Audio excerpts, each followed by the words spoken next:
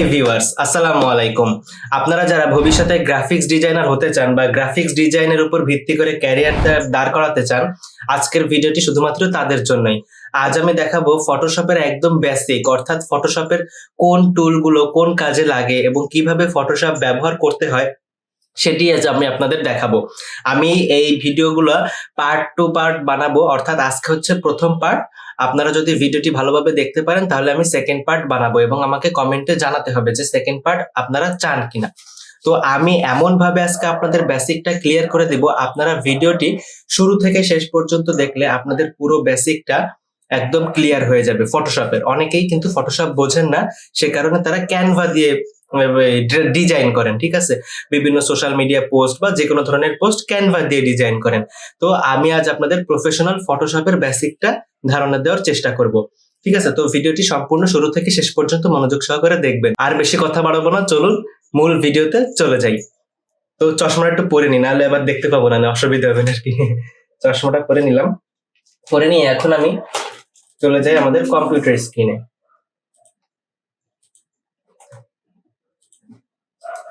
আমি আমার কম্পিউটার স্ক্রিনে চলে আসলাম। এখন আমি এখান থেকে ফটোশপ সফটওয়্যারটি ওপেন করে নিব। এই যে আমি ফটোশপটি ওপেন করে নিচ্ছি। আমার হচ্ছে ফটোশপের ভার্সন 2024। আপনারা লেটেস্ট ভার্সনেও করতে পারবেন এবং পুরোনো ভার্সনে আমি যা যা দেখাবো সেগুলো করতে পারবেন। তো এগুলো হচ্ছে আমার প্রিভিয়াস ডিজাইন, এগুলো আমি আগে করে রেখেছিলাম, এর জন্য আমার এখানে এই ডিজাইনগুলো শো করতেছে। আপনারা যখনই নতুন ফটোশপ ওপেন করবেন তখন আপনাদের সামনে এরকম কোনো ডিজাইন থাকবে না, জাস্ট একটা শুধুমাত্র একটা নর্মাল ইন্টারফেস শো করবে। তো সেখানে এরকম নিউ ফাইল নামে একটি বাটন থাকবে উপরে বাম পাশে, এখানে ক্লিক করবেন। ক্লিক করার পর এইরকম একটি উইন্ডো আপনাদের সামনে ওপেন হবে। এখানে ওয়াইড এবং হাইট, অর্থাৎ চওড়া এবং উচ্চতা এবং রেজুলেশন এটা দেখাচ্ছে। তো আমরা এখান থেকে ওয়াইড নিয়ে নেব 1080 এবং হাইট নিয়ে নেব 1080। এই 1080 ইন্টু 1080 হচ্ছে ফেসবুকের যে ফরম্যাট, অর্থাৎ চার কোণা যে ফরম্যাটটা বর্গক্ষেত্র, সেইটা হচ্ছে 1080 ইন্টু 1080। আর আপনার ইউটিউবের থাম্বনেল যে সাইজে হয়, অর্থাৎ এরকম লম্বালম্বি হয়, ওটা হচ্ছে 1080 ইন্টু 1920, ঠিক আছে? বা 720 ইন্টু 1280, এক একজন এক এক রকম দেয়, ঠিক আছে? তো এখান থেকে রেজুলেশনটা আমি 900 করে দিব। রেজুলেশন যত আপনার ভালো হবে তত আপনার ডিজাইনের কোয়ালিটিটা বাড়বে। তো রেজুলেশন চেষ্টা করবেন 500-র উপরে দেওয়ার, ঠিক আছে? তারপর এখানে কালার মোড, RGB কালার। যখন আপনি কোনো পোস্টার বানাবেন এবং সেই পোস্টারটি যদি সোশ্যাল মিডিয়ায় পোস্ট হয় বা সোশ্যাল মিডিয়ার সফটওয়্যারের কাজে লাগে, তখন আপনি এখান থেকে RGB কালারটি সিলেক্ট করে রাখবেন।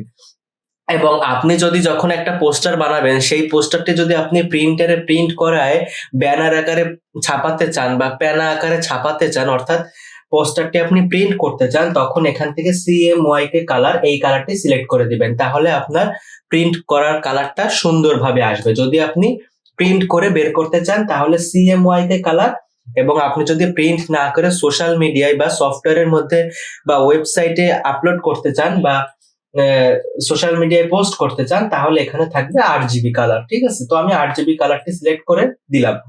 তারপর এখান থেকে ব্যাকগ্রাউন্ড কন্টেন্টস, এখানে হোয়াইট দেওয়া আছে, আপনি চাইলে এখান থেকে ব্ল্যাকও করে নিতে পারেন, এটা যার যার ইচ্ছা মতো। আমারটা হোয়াইটই থাকুক। এখানে হোয়াইট রেখে আমি এখানে ক্রিয়েটে ক্লিক করব, বা আমি ব্ল্যাক করে দিচ্ছি এটা, যেহেতু আমি আপনাদের শুধুমাত্র টুলস এর কাজগুলো দেখাবো। তো আমি ব্ল্যাক করে এখান থেকে ক্রিয়েটে ক্লিক করলাম। এই যে দেখুন আমার একটি আর্ট বোর্ড কিন্তু তৈরি হয়ে গেল। এটা হচ্ছে আমার আর্ট বোর্ড। তো আমরা প্রথমেই শিখবো এই টুলবারের কি কাজ। এটা হচ্ছে টুলবার, এটা হচ্ছে ফটোশপের মেইন ইন্টারফেস। এটা হচ্ছে ফটোশপের মেইন ইন্টারফেস। ইন্টারফেসে অনেকগুলো ধাপ আছে, যেমন এইটুকুরে বলে টুলবার। যেমন আমি ইন্ডিকেট করে দেখাই আপনাদের, এই যে এতটুকু হচ্ছে টুলবার, এতটুকুর কাজ হচ্ছে টুলবারের কাজ। অর্থাৎ এখান থেকে বিভিন্ন ধরনের টুল আছে, এই টুল এক একটা এক এক কাজে লাগে। কোনটা কোন কাজে লাগে সেটি আমি আজ আপনাদের বলবো, একদম বেসিকলি বলবো, ঠিক আছে? তো এটাকে বলে হচ্ছে টুলবার। তারপর এটা হচ্ছে লেয়ার প্যানেল, এই যে এটা হচ্ছে লেয়ার প্যানেল। এই যে এটি হচ্ছে লেয়ার প্যানেল। এখানে একটার পর একটা লেয়ার দিয়ে আপনি ফটোশপের মধ্যে ডিজাইন করতে পারবেন। এই যে ব্যাকগ্রাউন্ড লেয়ার, এখানে একটা তালা আছে, এটা চাইলে আমি খুলে দিতে পারি। এই যে ব্যাকগ্রাউন্ড লেয়ার, এই যে এখানে প্লাস আইকন আছে, এখানে যদি আমি ক্লিক করি, এই যে 1 2 3 4, এখানে অনেক হাজার হাজার লেয়ার আপনি ক্রিয়েট করতে পারবেন। একটা লেয়ারের পরে একটা লেয়ারে কাজ করে আপনি একটা সুন্দর আউটপুট বা সুন্দর ডিজাইন করতে পারবেন, ঠিক আছে? তো এটা হচ্ছে ব্যাকগ্রাউন্ড, এইটা হচ্ছে ভিত্তি, এর উপরে আর কি সব লেয়ারে লেয়ারে কাজ হয়, ঠিক আছে? তো সেটি আমি পরবর্তী পার্টগুলোতে দেখাবো। আজকের ভিডিওতে শুধুমাত্র আমি দেখাবো যে কোন টুলের কোন কাজ বা কোন টুল দিয়ে কি করতে হয়। তো সেটি করার জন্য মনে করুন আমি এই এই আর্ট বোর্ডের মধ্যে এটি হচ্ছে আর্ট বোর্ড, এই আর্ট বোর্ডের মধ্যে আমি একটা নিয়ে আসবো, একটা অবজেক্টকে নিয়ে আসবো বা একটা ছবিকে নিয়ে আসি। মনে করুন আমি এখান থেকে একটা অবজেক্ট নিয়ে আসি, মনে করেন এই আপওয়ার্কের লোগোটা, ঠিক আছে? এটা একটা অবজেক্ট, এই অবজেক্টটি আমি এখানে টেনে নিয়ে এসে ছেড়ে দিলাম। কি করে আনলাম অবজেক্টটি? এখান থেকে আমি আমার ফাইলে বা ফোল্ডারে যাবো, এই যে আমার ফোল্ডার, এখান থেকে জাস্ট এই যে টেনে নিয়ে আসতে হবে, মাউসের লেফট কি প্রেস করে এখানে টেনে নিয়ে এসে যে ছেড়ে দিতে হবে, ছেড়ে দিলে এখানে অবজেক্টটি চলে আসবে। যে কোনো অবজেক্ট আপনি ফটোশপের মধ্যে এভাবে নিয়ে আসতে পারবেন। তো এটি অবজেক্টটি তো এখানে নিয়ে আসলাম, নিয়ে আসার পর এই যে অবজেক্টটি সিলেক্ট করলাম, সিলেক্ট করার পর দেখুন আমার মাউসের কার্সরটি কিন্তু এক ব্ল্যাক কালারের একটি কার্সর হয়ে গেছে বা পয়েন্টারটি কিন্তু ব্ল্যাক কালার হয়ে গেছে। তো এই ব্ল্যাক কালারের পয়েন্টার দিয়ে আমি এই অবজেক্টটি কিন্তু নাড়াচাড়া করতে পারতেছি। এটা হচ্ছে মুভ টুলের কাজ। এই যে প্রথমে দেখুন এই যে উপরে এটা হচ্ছে মুভ টুল, এখানে যদি আমি ক্লিক করে ধরে রাখি, এই যে এটা হচ্ছে মুভ টুল। এটা শর্টকাট কি? এটা শর্টকাট হচ্ছে ভি। এই যে শর্টকাট হচ্ছে ভি। আপনি যদি কিবোর্ড থেকে ভি প্রেস করেন তাহলে হচ্ছে মুভ টুল সক্রিয় হবে বা মুভ টুল দিয়ে আপনি কাজ করতে পারবেন। মুভ টুলের কাজ হচ্ছে এক জায়গা থেকে আরেক জায়গায় এই ইয়েগুলো আপনার অবজেক্ট বা যে কোনো টেক্সট সরিয়ে নিয়ে যাওয়া, এটা হচ্ছে মুভ টুলের কাজ। মুভ টুলের পরে একটা টুল আছে, এখানে আছে ল্যাসো টুল। ল্যাসো টুল দিয়ে কি করে? এই যে একটা ভিডিও আছে, এখানে যদি আপনি ক্লিক করেন তাহলেও দেখতে পাবেন। ল্যাসো টুলের কাজ হচ্ছে বিভিন্ন আপনার ছবি থেকে অবজেক্টকে আলাদা করা, ছবি থেকে অবজেক্টকে আলাদা করা। এখানে কিন্তু প্রত্যেকটি টুলেরই গভীর থেকে গভীরতম কাজ আছে। তো প্রত্যেকটি টুলের জন্য একটা ডেডিকেটেড ভিডিও দরকার হয় বোঝার ক্ষেত্রে, ঠিক আছে? তো সেটি আস্তে আস্তে আমি নিয়ে আসবো আপনাদের জন্য। আজ আমি শুধুমাত্র বেসিকটা দেখাবো। যারা একদম নতুন তারা ফটোশপে ঢুকেই যাতে বিভ্রান্ত না হয়ে যান তাদের জন্য আজকের শুধুমাত্র ভিডিওটা। যারা প্রফেশনাল বা ফটোশপে এক্সপার্ট তারা আজকে চাইলে ভিডিওটি আপনারা স্কিপ করতে পারেন, তাদের জন্য ভিডিওটা না। আমি বারবার বলছি তাদের জন্য ভিডিওটা না। তাদের জন্য ভিডিওটা যারা একেবারে নতুন, ফটোশপ জীবনে চোখেও দেখেনি, প্রথম ঢুকতেছে তাদের জন্য ভিডিওটা, ঠিক আছে? তো এটা হচ্ছে মুভ টুলের কাজ। আর একটা টুল আছে, সেটা হচ্ছে ওয়েট, এই যে এটা হচ্ছে মুভ টুল। আর একটা এখানে আছে, এটা হচ্ছে টেক্সট টুল। এই যে হরিজন্টাল টাইপ টেক্সট, এই যে টেক্সট টুল, এই টেক্সট টুলটি সিলেক্ট করে এই টেক্সট টুলের শর্টকাট হচ্ছে টি। কিবোর্ড থেকে এই দেখুন এখন আমার টেক্সট টুল ওপেন করা রয়েছে, এই জন্য আমার মাউসের কার্সর কিন্তু চেঞ্জ হয়ে গেছে। এখন যদি আমি কিবোর্ড থেকে ভি প্রেস করি আমার মাউসের কার্সর কিন্তু আবার আগের মতন হয়ে যাবে, অর্থাৎ আমার টুলস কিন্তু এই যে মুভ টুলে চলে গেল, এই যে টুল কিন্তু আমার মুভ টুলে কনভার্ট হয়ে গেল। আমি যদি আবার টি তে প্রেস করি তাহলে আমার টুল কিন্তু টেক্সট টুলে চলে এসেছে, আমার টুল টেক্সট টুলে কনভার্ট হয়ে গিয়েছে। তো এই যে টেক্সট টুল সিলেক্ট করা অবস্থায় আমি যদি একটা ক্লিক করি এরকম একটি আসবে, লরেম এরকম আসবে। এখানে যদি আমি আমার নাম লিখি আর এই যে এন রোহান, ঠিক আছে? এই যে দেখুন এখন আমি এখানে ইচ্ছা মতো যা খুশি লিখতে পারবো, বড় হাতের ছোট হাতের ইচ্ছা মতো লিখতে পারবো। লিখে এই লেখাগুলোকে আরো ডিজাইন করতে পারবো, লেখাগুলোকে আরো আকর্ষণীয় করতে পারবো। কিভাবে আপনি টেক্সটকে ফটোশপের মাধ্যমে আরো আকর্ষণীয় করবেন সে বিষয়ে যদি ভিডিও চান সেটাও আমি পরবর্তীতে বানাবো, বাট কমেন্টে কিন্তু জানাতে হবে আমাকে, ঠিক আছে? তো এটা হচ্ছে টেক্সট টুলের কাজ। টেক্সট টুলের এই একটাই কাজ, শুধুমাত্র লেখা, মানে ফটোশপের মধ্যে বা ডিজাইনের মধ্যে যে কোনো কিছু লেখাই হচ্ছে টেক্সট টুলের কাজ। তো এটি আমি সিলেক্ট করে ডিলিট করে দিলাম, ঠিক আছে? তারপর টেক্সট টুলের নিচে আরেকটা টুল আছে, এই যে এটা হচ্ছে আপনার রেক্ট্যাঙ্গেল টুল। এটা দিয়ে আপনি যে কোনো ধরনের শেপ ক্রিয়েট করতে পারবেন। এই একটা শেপ ক্রিয়েট করলাম, এই একটা ক্রিয়েট করলাম, এই একটা ক্রিয়েট করলাম। তারপরে এই টুলের আন্ডারে কিন্তু আরো টুল আছে, এই যে এলিপস টুল। এই টুল দিয়ে আপনি গোলাকার শেপ তৈরি করতে পারবেন, এরকম প্লেটের মতো শেপ তৈরি করতে পারবেন, এরকম ডিম্বাকৃতির শেপ তৈরি করতে পারবেন, আরো বিভিন্ন ধরনের শেপ আপনি এটা দিয়ে তৈরি করতে পারবেন। তারপর আরেকটা আছে ট্রায়াঙ্গেল টুল। এটা দিয়ে আপনি ত্রিভুজ আকারের ছবি বা শেপ তৈরি করতে পারবেন, এরকম শেপ তৈরি করতে পারবেন, আপনার ইচ্ছা মতো যে কোনো ধরনের শেপ আপনি তৈরি করতে পারবেন পিরামিডের মতো, ঠিক আছে। আর একটা আছে পলিগন টুল। এটা দিয়ে আপনি একটু এই যে স্টারের মতন, একটু এই যে পঞ্চভুজের মতন, পঞ্চভুজ আকৃতির শেপ তৈরি করতে পারবেন, ঠিক আছে। তারপরে আর একটা আছে লাইন টুল। এটা দিয়ে আপনি লাইন ক্রিয়েট করতে পারবেন। এই যে অনেক সময় ডিজাইনের মধ্যে অনেক লাইন বানাতে হয়, এই লাইন আপনি এখান থেকে তৈরি করতে পারবেন। এখান থেকে স্ট্রোক দিতে পারেন। এই স্ট্রোক কিভাবে দিতে হয়, ফিল কালার কিভাবে চেঞ্জ করতে হয়, এগুলো পরবর্তী ভিডিওতে আমি দেখাবো ইনশাআল্লাহ। ঠিক আছে, তো আমি এখন এগুলো ডিলিট করে দিই। এখন দেখুন আর একটা বিষয়, সেটা হচ্ছে কি, আমি যে প্রত্যেকটি শেপ নিলাম, এই প্রত্যেকটি শেপ কিন্তু আলাদা আলাদা লেয়ারে চলে এসেছে, ঠিক আছে। আপনি আলাদা আলাদা লেয়ারে নিয়ে প্রত্যেকটি শেপের কাজ করতে পারবেন। এই লেয়ার বিষয়েও আমি ডেডিকেটেড একটি ভিডিও বানাবো। অর্থাৎ ফটোশপের আজকে তো ফার্স্ট পার্ট, আমি একটা প্লে লিস্ট বানাবো। ওই প্লে লিস্টের আন্ডারে আপনার হচ্ছে শেপ নিয়ে, এলিপস টুল নিয়ে, গ্রেডিয়েন্ট টুল নিয়ে, স্ট্রোক ফিল নিয়ে, ব্লেন্ডিং মোড, আরো তারপরে হচ্ছে আপনার ক্যামেরা র filter, Gaussian blur, motion blur, object blur, বিভিন্ন ধরনের ইফেক্ট, ঠিক আছে, এইসব নিয়েও বিস্তারিত ভাবে এই ফটোশপের আমি যে প্লে লিস্টটি শেয়ার করব আস্তে আস্তে, আমি বিস্তারিত ফটোশপের একদম এ টু জেড আমি এই প্লে লিস্টের মধ্যে ভিডিও আকারে আপনাদের সামনে উপস্থাপন করার চেষ্টা করব, যদি আপনারা আমার পাশে থাকেন এবং ভিডিওতে লাইক দেন এবং যদি কমেন্ট করে আমাকে উৎসাহ দেন, তাহলে কিন্তু আমি এগুলো নিয়ে আসবো, ঠিক আছে। তো আমার যদি কোথাও কোনো ভুল ত্রুটি হয়ে থাকে অবশ্যই ক্ষমা সুন্দর দৃষ্টিতে দেখবেন এবং কমেন্টে জানাবেন, ঠিক আছে। তো আর একটা টুলের আমি কাজ দেখাই, এটা হচ্ছে যে ব্রাশ টুল। এই ব্রাশ টুল দিয়ে মনে করুন আপনি এখানে ব্রাশ করতে পারবেন। যেমন আমি এই অবজেক্টটি সিলেক্ট করা অবস্থায়, এই যে অবজেক্টটি সিলেক্ট করলাম, করা অবস্থায় এখান থেকে ওকে প্রেস করলাম, এই যে ব্রাশ টুলের কাজ, এই যে এখানে সাদা কালার সিলেক্ট করা আছে বলে এখানে সাদা কালার হচ্ছে। এখানে আমি সাদা কালার ক্লিক করে যদি হলুদ কালার সিলেক্ট করে ব্রাশ করি তাহলে হলুদ কালার হবে, ঠিক আছে, যে হলুদ কালার হবে। এই ব্রাশ টুলের অনেক ডিটেলস আছে, অনেক গভীরতা আছে, এটা নিয়েও অনেক ইয়ে আছে, আমি এটা নিয়েও ভিডিও বানাবো। প্রত্যেকটি টুলের জন্য আপনারা যদি বলেন আমাকে, প্রত্যেকটি টুলের জন্য আমি ডেডিকেটেড আলাদা করে ভিডিও তৈরি করব আপনাদের জন্য, কোনো অসুবিধা নাই, ঠিক আছে। এটা হচ্ছে ব্রাশ টুলের কাজ। আমি যদি কন্ট্রোল জেড প্রেস করি তাহলে আবার আগের অবস্থানে ফিরে যাব, ঠিক আছে, এবং কন্ট্রোল শিফট জেড প্রেস করলে কিন্তু আবার পূর্বের অবস্থানে ফিরে যাব, ঠিক আছে। কন্ট্রোল শিফট জেড হচ্ছে রিডু এবং কন্ট্রোল জেড হচ্ছে আনডু। আপনারা Microsoft Word, Excel, PowerPoint যদি পারেন বা শিখে থাকেন, সেখানে কিন্তু আনডু করতে গেলে কন্ট্রোল জেড এবং রিডু করতে গেলে কন্ট্রোল ওয়াই ইউজ করতে হয়। কিন্তু ফটোশপ বা অ্যাডোবির যে কোনো সফটওয়্যারে আপনার আনডু করতে গেলে কন্ট্রোল জেড এবং রিডু করতে গেলে কন্ট্রোল শিফট জেড প্রেস করতে হয়, ঠিক আছে। এটা ভালোভাবে আপনারা মাথায় রাখবেন। তো আমি কন্ট্রোল জেড প্রেস করে সবগুলো আনডু করে দিলাম। এটা হচ্ছে ব্রাশ টুলের কাজ। আর একটা টুল দেখাবো, এটা হচ্ছে পেন টুল। এটার কাজ প্রায় অনেকেই জানেন। এটা দিয়ে আপনারা বিভিন্ন শেপ তৈরি করতে পারবেন, পাত তৈরি করতে পারবেন। যেমন আমি একটা বৃত্ত তৈরি করলাম। এটা বিভিন্ন কাজের পারপাসে, যখন আমি আপনাদের এক একটা ডিজাইন করে